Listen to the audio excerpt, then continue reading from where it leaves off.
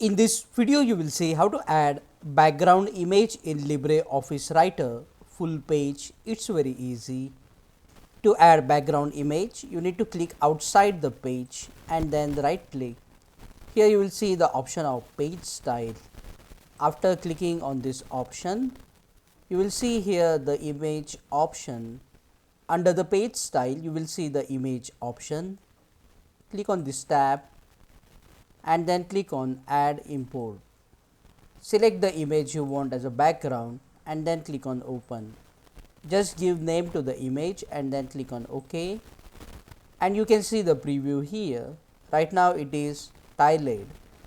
So if you want multiple images to appear like this, you can select it, or you can just select the option stretched if you want a full page image. After selecting, just click on OK, and this is how you can add background image in LibreOffice Writer for the full page. If you go to the next page, the image will also appear on the preceding pages as well. Click on that like button, comment below and let me know if this video solved your problem. And don't forget to check out these useful videos related to image in LibreOffice Writer. See you again in the next one.